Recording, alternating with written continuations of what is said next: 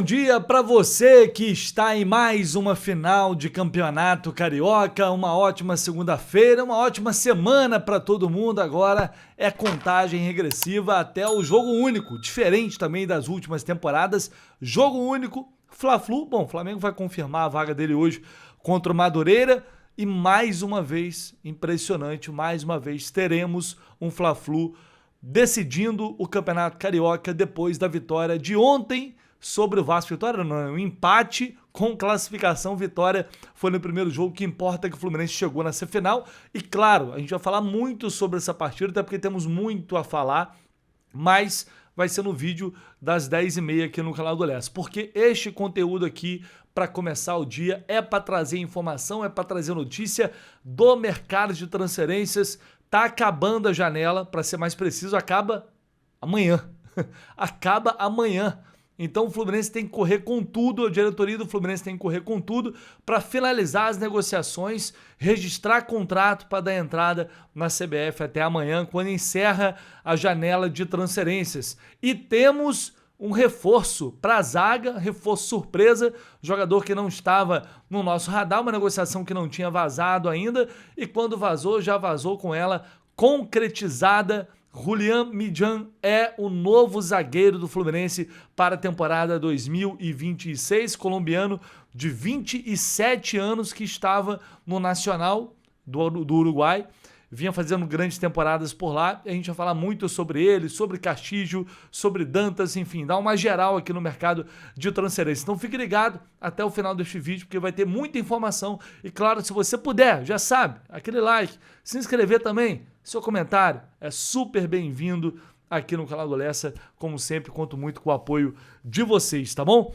Antes de falar sobre as contratações, os reforços, eu só queria destacar aqui que, mais uma vez ontem, o senhor Cauã Barros foi humilhado, né?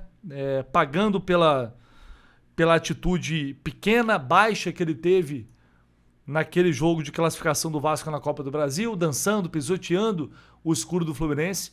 Ele, na final contra o Corinthians, é humilhado pelo Breno Bidon, naquele drible humilhante, que é impossível esquecer, né? Coisa linda aquele drible do Bidon.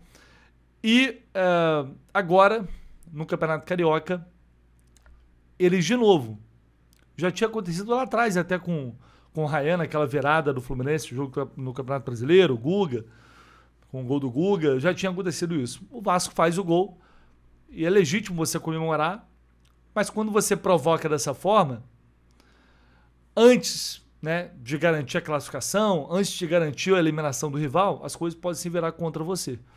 E foi o que aconteceu. Ele com o Robert Renan, os dois provocando ali, Série C e tal. E aí, o Felipe Melo entrou em ação novamente para dar aquela enquadrada no Cauã Barros, aquela humilhada no Cauã Barros, falando o seguinte: ele acabou fazendo 2 pênaltis depois do ano passado, aquela situação que aconteceu mesmo contra o Fluminense, de pisar no escuro do Fluminense. Ontem ele fez 2 pênaltis no jogo. Ele cometeu os 2 pênaltis a favor do Fluminense. Perderam a final contra o Corinthians, tomou um drible desconcertante do Bidon no segundo gol, que foi o gol do título do Corinthians. Ele foi querer fazer graça para cima do Neymar. O Neymar acabou fazendo 2 gols no Vasco e o Santos venceu o jogo. Hoje fez 2 pênaltis, né? É um jogador que tem muita, eu não digo qualidade, mas um potencial muito grande para se tornar um grande jogador, mas vai ter que rever algumas coisas, porque é garoto ainda. De fato, nunca ganhou nada e eu acho que está passando um pouquinho do ponto. Então, mais uma vez, castigando a soberba, castigando a própria ignorância, né? Para não dizer outra palavra, Cauã Barros sendo humilhado novamente. Eu acho que veja bem, eu sou totalmente a favor da provocação sadia. O que ele fez no escuro do Fluminense, aquilo não é provocação sadia, né? Aquilo é simplesmente uma imbecilidade, uma idiotice, uma falta de respeito, né, com o clube. Os grandes jogadores não fazem isso, né? Agora, eu sou totalmente a favor da provocação. Você provocar um jogador, você passar para o torcedor fazendo sinal aqui, isso aí sempre foi do futebol e eu sou super a favor. Agora, você tem que ter lastro para sustentar isso, né? coisa que ele não tem. Nunca ganhou nada, absolutamente nada na vida. Né? Ninguém, o Cauã Barros é um Zé Ninguém. Essa que é a realidade. Então, quando o cara se coloca numa condição de provocar, de ter esse tipo de atitude, obviamente ele vai virar vidraça. E aí um cara experiente como o Felipe Melo, eu fico pensando, cara, se o Felipe Melo tivesse jogando ainda e encontrasse com o Cauã Barros pela frente, eu tenho medo do que poderia acontecer.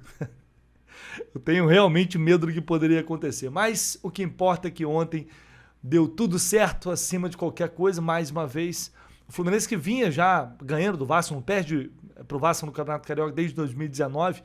Aliás, é bizarro que é o Vasco, é um negócio surreal. Não ganha do Flamengo não sei quantos jogos, não ganha do Fluminense no Carioca desde 2019. Só que acabou tendo essa eliminação na Copa do Brasil, outras eliminações recentes, que acabam pesando ali e incomodando bastante. Né? Finalmente, ponto final nisso, o Fluminense vai para jogar essa final com muitos méritos, é o melhor time do campeonato até aqui, indiscutível isso, na minha opinião. Agora vamos ver o que vai acontecer no Fla-Flu na decisão. E como eu disse, daqui a pouquinho a gente vai falar muito, vai voltar para falar muito sobre esse jogo, porque agora a gente vai falar sobre mercado de transferências, notícias que eu sei que vocês estão ansiosos para saber em relação aos reforços que vão chegar. Um já está chegando. Se despediu ontem do Nacional do Uruguai, inclusive. Vou até colocar na tela, Julián Millán, chorando ontem, clássico nacional contra o Peñarol. Inclusive tinha torcedor do Peñarol comemorando que ele foi negociado, tá? Tamanha a representatividade, a importância e o grande desempenho que ele vinha demonstrando no Nacional do Uruguai. Então ele se despediu ontem, foi o último jogo dele, antes de vir aqui para o Rio de Janeiro para ser reforço do Fluminense, vai assinar por 4 temporadas. Uma negociação que deve gerar mesmo, a gente está apurando ainda detalhes do negócio, mas é uma negociação que deve gerar em torno de 5 milhões de dólares, tá? Pode ser que uma parte disso vá também em forma de bônus, por exemplo, 4 milhões de dólares fixos, mais 1 milhão de dólares em bônus. Isso são detalhes que a gente está tentando apurar ainda. Tem uma mais-valia de 10 a 20% que o Nacional pode ter em relação a uma possível futura negociação. São detalhes, mas o montante total mesmo deve bater aí no teto de 5 milhões de dólares, o que é um valor considerado muito bom para a diretoria do Fluminense, porque era um jogador valorizado no mercado. Né? Muita gente acreditava que eles fossem pedir mais grana. Inclusive lá atrás o Palmeiras fez sondagem por ele e estavam pedindo 7 a 8 milhões de dólares mais ou menos. Então o Fluminense considera que fez um grande negócio nessa contratação do Julián Millán. Como eu disse, é um jogador de 27 anos, colombiano. Vou colocar na tela aqui para vocês o site O Gol para a gente ter uma noção um pouco do histórico dele. Ele foi revelado lá atrás pelo Internacional de Palmira, inclusive passou pelo Patriotas, clube também que revelou ali o Ares. Foi revelado ali no Internacional de Palmira, aí, enfim, passa por outros clubes, volta pro Palmira, fica ali até 2022, e aí ele vai pro Santa Fé. Aí já é um time, né, de mais, como diria Zubeldia, de mais hierarquia. Né? É um time já de mais expressão no futebol colombiano, com muito mais torcida. Vai para lá, atua 26 jogos, depois faz uma temporada já com 49 jogos, 5 gols e uma assistência, isso em 2024. Você vê como um processo de maturação, né? Ali, a gente está falando de 2024, 2 anos atrás, ou seja, 25 anos já, não é que tinha 21, 22, 2023 tinha 24. Né? Um jogador que foi amadurecendo, foi evoluindo e vai para o Nacional do Uruguai. Faz 46 jogos ano passado, 4 gols, 3 assistências. Esse ano, até então, tinha 5 partidas com 1 gol. Um jogador que foi eleito, votação popular, melhor defensor lá do futebol uruguaio. Um cara adorado pela torcida deles. Vou até colocar aqui a fala de um torcedor do Nacional. Ele fala la única forma de que se quede en Nacional Julián Millán es que lo secuestren, muchachos. Julián Millán, la única forma de quedarse en Uruguay es en condición de secuestrado, muchachos. Viene River, la pone y a otra cosa, muchachos. Es la realidad. El mejor zaguero que vi en mi vida vestir la Nacional se llama Julián Millán y es colombiano, muchachos. Só em condição de sequestrado para ele permanecer no futebol uruguaio. Fora isso, não tinha o que fazer. É o melhor zagueiro que ele viu com a camisa do Nacional do Uruguai. Mas como é esse jogador, né, a gente Até então não tinha ele mapeado, mas ele já está no scout do Fluminense há um tempo, tá? Não é de hoje, não. Como ele joga, como ele atua, e aí eu fui procurar perfis que fazem análise, alguns já fazendo uma análise mais básica ali das principais características dele, como o Facundo Sanches, que é um cara já que costuma fazer esse tipo de análise em relação aos jogadores da América do Sul. E aí ele colocou ali, vou traduzir aqui rapidinho, ele descreve o Midjan como um zagueiro moderno, com impacto grande em ambas as fases do jogo, defensivamente demonstra solidez nos duelos e boa capacidade no jogo aéreo, além de um alto volume de recuperações de bola. Isso ele tem muitas interceptações, típico de um zagueiro ativo que defende recuado e aguarda na área. E aqui que ele agrega muito valor, 85,6% de precisão, 36,9 pontos nos 90 minutos de penalidade. Tem capacidade de infiltrar passes, precisão de passe também, facilita a quebra da primeira linha de defesa. Não é um zagueiro conservador, tem personalidade com a bola. É um perfil ideal para equipes que se destacam na construção do jogo, desde a defesa. Um zagueiro com boa técnica, ativo na recuperação da posse de bola e com uma intenção constante de avançar o jogo. Também tem o Flu Scout, que fez uma outra análise aqui, falando que se trata de um zagueiro com uma boa média de capacidade de construção, sem forte pressão, consegue achar bons passes curtos para frente, circulação e realiza progressões de condução. Possui boa capacidade de bola longa, conseguindo passes de grandes distâncias. Sob forte pressão, não costuma se arriscar com dribles ou passes. Isso é bom, hein? Não é um Freitas da vida, isso é bom. Buscando, na maioria das vezes, um passe longo nas costas da última linha do adversário. Sem bola, ponto que chama a atenção é a velocidade, permitindo o zagueiro a jogar em linhas mais altas, tem uma grande capacidade de recomposição, de recuperação. O zagueiro também utiliza a imposição física para vencer duelos quando aborda adversários de costas. Aqui tem alguns lances, mas vai ter direitos autorais aqui, melhor não mostrar. Ponto fraco, ele descreve aqui um ponto negativo que chamou a atenção, é que não tem um contra um, não tem um bom um contra um defensivo, né? Ele opta por realizar tentativas de botes para tentar o desarme, resultando em faltas e dribles sofridos devido ao timing ruim em realizar a ação. No mais, é um zagueiro que se encaixa no modelo de jogo do Flu devido à boa velocidade, capacidade de passe longo e também posição física nos duelos aéreos e terrestres. Bom, as análises batem aqui, eu separei essas duas aqui para a gente ter uma noção de como o jogador funciona, quais as características, como ele se comporta em campo. É claro que depois que ele chegar aqui, a gente vai continuar analisando, vamos buscar mais opiniões também para falar do Julián Midjan, mas é um jogador realmente que, enfim, como eu disse, é mapeado pelo Fluminense já há muito tempo, é um jogador muito bem visto, despertava interesse de outros clubes também, é um cara que chega para jogar, é um cara que chega para ser titular e colocar o Freitas no banco. A realidade é essa. Isso tem que acontecer, né? A situação com o Freitas já chegou num limite, está caminhando para ficar uma situação parecida com a do Everaldo, se é que já não está. Ontem foi mais uma demonstração disso. Essa que é a realidade, fugir dela não vai adiantar. Inclusive, já me antecipando, não acho nem que ele tem que jogar o Fla-Flu do próximo domingo. Mas enfim, o Fluminense foi ao mercado buscar esse jogador e ele vai chegar, a tendência é que ele chegue para tomar conta da posição.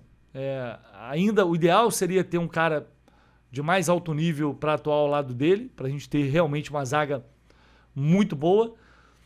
Mas, enfim, vamos ver como vai ser o desenvolvimento do James e o amadurecimento dele ao longo do ano, né? Ainda não dá para cravar como vai ser a temporada do James. E nem do próprio Julián Midjan, porque uma coisa é jogar, é diferente, jogar no Santa Fé. O Nacional é um grande clube no futebol uruguaio, mas o nível de exigência, o nível técnico, tático do futebol brasileiro é muito superior ao do futebol uruguaio. Mas é muita coisa. Basta ver o Bernal aí, a dificuldade de adaptação dele. Então não é simples, mas é um cara que está cotado para ir para a Copa do Mundo, seleção colombiana. Acredito que vai chegar aqui com condições realmente de assumir essa função. E por quê? E aí, muita gente está perguntando, então o Fluminense vai contratar os dois, ele e o Dantas?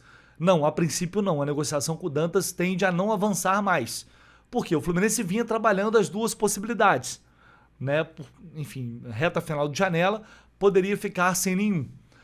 Chegou a passar, como eu trouxe aqui para vocês, a passar à frente do Botafogo, fez uma proposta melhor, né, uma negociação, uma conversa que já estava avançada há um tempo, desde a terça-feira da semana passada, desde quarta-feira.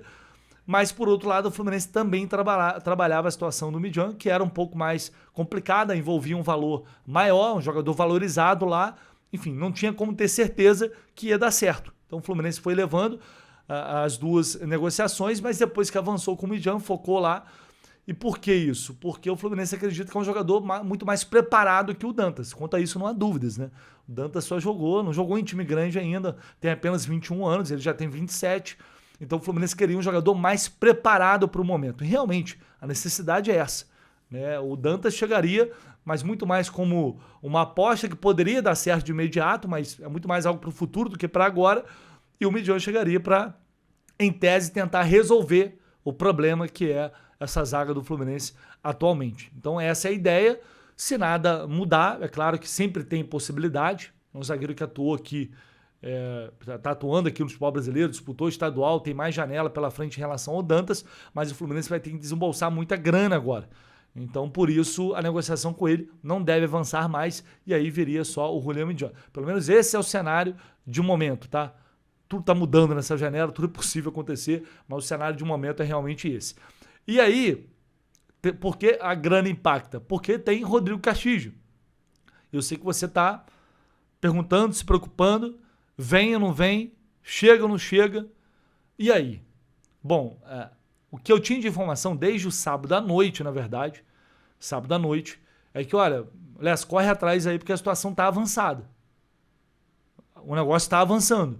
Eu falei, beleza, vou correr atrás. E ontem começaram a pipocar informações de fora aqui do Brasil também, lá da Argentina, dando conta de que as conversas estavam avançadas. E realmente, houve uma evolução, só que o que pega mais uma vez é a forma de pagamento, porque o Lanús está exigindo um bom valor à vista ou no curto prazo. E aí sempre complica, porque tem uma questão de fluxo de caixa. Tem agora o Midjan, antes tinha o Dantas, para o Castilho a gente sabe que é pedido de 10 milhões de dólares, então o Fluminense já fez proposta, já teve recusa, agora estão tentando ajustar, chegar a um denominador comum, mas não há muito tempo para isso.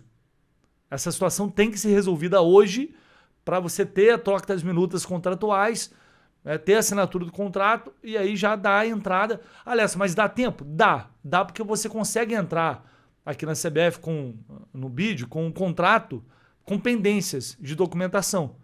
E aí depois você organiza essas pendências. Então o negócio é fechar a contratação, tem o contrato, dá entrada no contrato e aí depois você consegue regularizar o resto, tá? Então tá nisso, assim. O Castilho, mais uma vez, situação parecida com a do Buanga, já manifestou internamente que quer jogar no Fluminense, quer a transferência. Ele já criou uma expectativa, porque enxerga como algo muito positivo uma vinda para o Fluminense. Ontem, inclusive, até os amigos lá do GE publicaram que as conversas se intensificaram na passagem do Lanús aqui para o Rio, porque eles treinaram no CT Carlos Castilho. E realmente, as conversas se intensificaram ali, o Fluminense voltou, demonstrou interesse, iniciou, abriu a negociação. Eu trouxe a informação com exclusividade aqui para vocês na noite de sexta-feira. De lá para cá, as conversas evoluíram, mas tem que chegar nesse denominador comum em relação a pagamento, tá? Então, tá nisso. É uma situação diferente do Buanga, porque assim, o Lanús precisa vender. Não estão nessa, de que temos que ter um substituto, senão não vamos vender. Até agora não tem isso.